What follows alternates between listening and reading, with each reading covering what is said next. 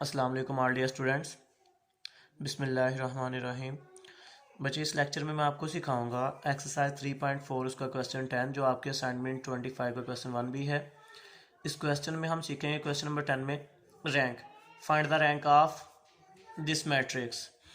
ये मैट्रिक्स है जिसमें 4 रोज़ हैं, 4 रोज़ हैं एंड 3 कॉलम्स हैं। तो रैंक की पहले मैं आपको डेफिनेशन बता देता हूँ, उसके बाद जो है ना हम रैंक फाइंड करते हैं। रैंक की डेफिनेशन लिखी नीचे, number of non zero rows after changing a matrix in echelon form. In लिख लो या इनटू लिख लो, into echelon form. Number of non zero rows after changing a matrix into echelon form. अब ये एचिलॉन फॉर्म क्या होती है ये भी हम सवाल में सीखते हैं, और ये हमने जो डेफिनेशन लिखी हुई है इसका भी आपको जो है ना सही कॉन्सेप्ट तब भी होगा जब प्रैक्टिकली हम सवाल को हल करेंगे, तो आपको आइडिया हो जाएगा कि एचिलॉन फॉर्म क्या होती है। तो एचिलॉन फॉर्म के बाद जो नंबर ऑफ नॉन जीरो रोज है ना वो क्या है, तो हम सवाल को हल कर लेते हैं, आपको समझ आ जाएगी। ये हमारे पास मैट्रिक्स है, इसका हमने रैंक फाइंड करना है, किसका रैंक कितना है। उसको दोबारा लिख लिया एक बार, सेम टू सेम वैसे ही लिख लिया सोल्यूशन में। अब एचिलॉन फॉर्म में चेंज करना है। याद रखना है कि रैंक बताने से पहले हमने मैट्रिक्स को एचिलॉन फॉर्म में चेंज किया करना है। एचिलॉन फॉर्म क्या होती है बच्चे, जो पहला एलिमेंट होता है ना, पहला एलिमेंट, पहली रो का पहला एलिमेंट, उसके नीचे सारे नंबर जीरो होने चाहिए। ये एचिलॉन फॉर्म की फर्स्ट कंडीशन है कि पहला नंबर जो है ना पहली रो का, उसके नीचे वाले सारे नंबर क्या होने चाहिए, ज़ीरो होने चाहिए। तो ये 2 भी ज़ीरो होना चाहिए, ये 1 भी ज़ीरो होना चाहिए, ये 3 भी ज़ीरो होना चाहिए। तो हम इनको ज़ीरो बना लेते हैं।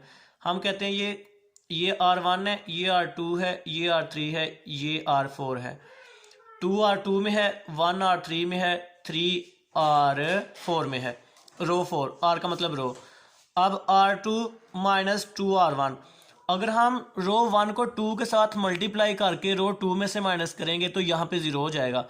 मैंने आपको बताया कि एचिलॉन फॉर्म की जो फर्स्ट कंडीशन है वो ये है कि इस नंबर के नीचे ये भी ज़ीरो बनाना है, ये भी ज़ीरो बनाना है, ये भी ज़ीरो बनाना है। तो इन तीनों नंबर को ज़ीरो बनाने के लिए मैंने एक ये काम लिखा है, एक ये लिखा है, एक ये लिखा है। बस आपने इनको गौर से समझना है, ये क्या लिखा हुआ है इसको कैसे हल करना है, ये क्या लिखा हुआ है इसको कैसे हल करना है, ये क्या लिखा हुआ है इसको कैसे हल करना है। पहले हम इसकी बात करते हैं। हमने लिखा R2 माइनस 2 R1, इसका मतलब है कि फर्स्ट रो को 2 से मल्टीप्लाई करो, आगे सेकंड रो में से माइनस करेंगे तो ये नंबर जीरो हो जाएगा। तो हम देख लेते हैं इधर, पहली रो वैसे की वैसी, उसमें कोई चेंज नहीं आएगा। चेंज हमने लाना है R2 में, R3 में, R4 में। तो first row as it is.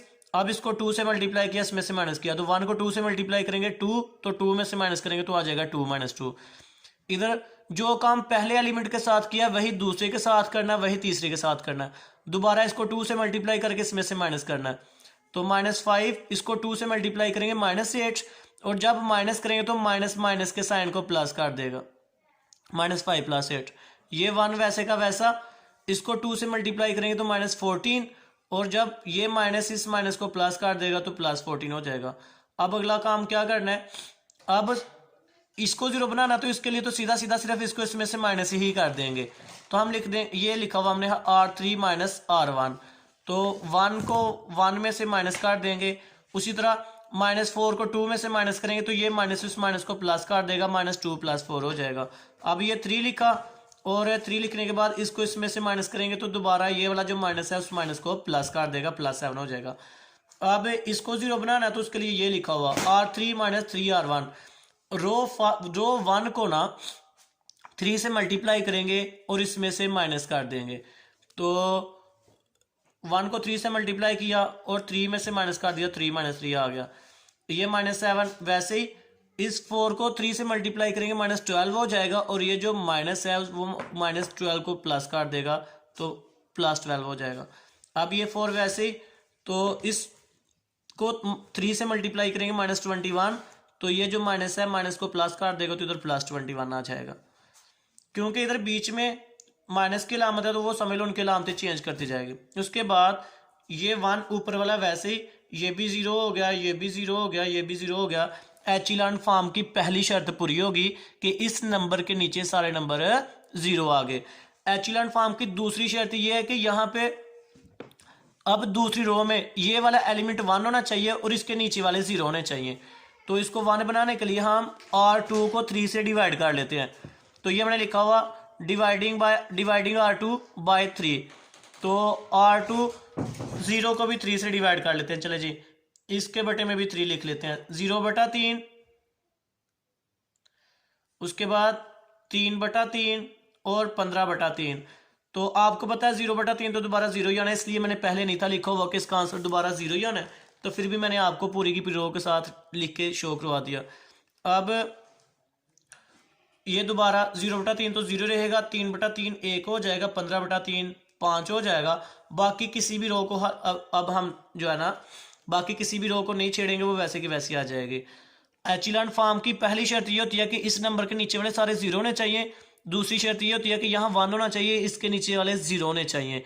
तो हमने यहाँ 1 बनाने के लिए 3 से डिवाइड कर दिया। अब हम ये नीचे वाले 2 नंबर 0 बनाएंगे तो ये वाला मैट्रिक्स एचिलॉन फॉर्म में चेंज हो जाएगा। तो इसको 0 बनाने के लिए क्या करना है, इसको 2 से मल्टीप्लाई करेंगे और 2 को इसमें से माइनस कर देंगे, फिर इसको 3 से मल्टीप्लाई करेंगे तो इसमें से 5, ये 5 है, इसको 5 से मल्टीप्लाई करेंगे तो इससे माइनस कर देंगे। तो यही मैंने लिखा हुआ है R3 - 2R2। R3 में से माइनस करना है, R2 को 2 के साथ मल्टीप्लाई करो आगे। तो जब 2 ये 0 तो 0 0 0 ही रहेगा, 1 5 भी वैसे ही आ गया। ये मैंने डायरेक्ट आंसर लिख दिया। इसको 2 से मल्टीप्लाई करवाके इससे से माइनस करवाऊंगा, 2 - 2 इधर 0 आ जाएगा। इसको 2 से मल्टीप्लाई करवाऊंगा तो 10 हो जाएगा, इसमें से माइनस करूंगा तो वो भी 0 आ जाएगा।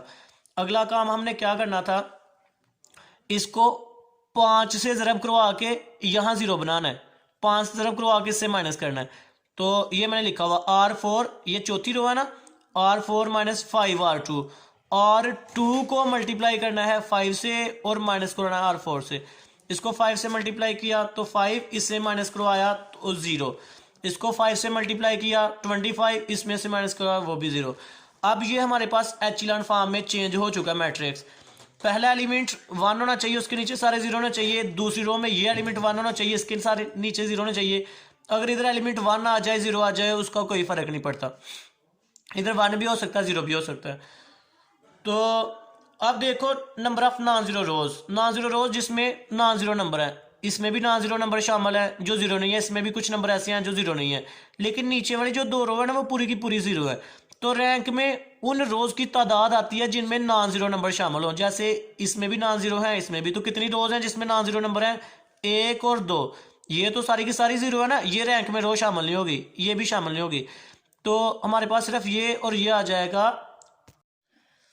तो हमारे पास रैंक में सिर्फ और सिर्फ क्या आ जाएगा, 1 और 2। 2 रोज ऐसी है ना जो नॉन जीरो है, तो रैंक हमारा आ जाएगा 2, रैंक आ जाएगा हमारा 2। तो इसी वजह से मैंने इसको नीचे डिफाइन किया था, number of non zero rows after changing a matrix into echelon form. Echelon form में चेंज करने के बाद मैट्रिक्स में जो नॉन जीरो रो बचती हैं उनको गिन लो, वो जितनी होंगी उतना ही रैंक हुआ करेगा।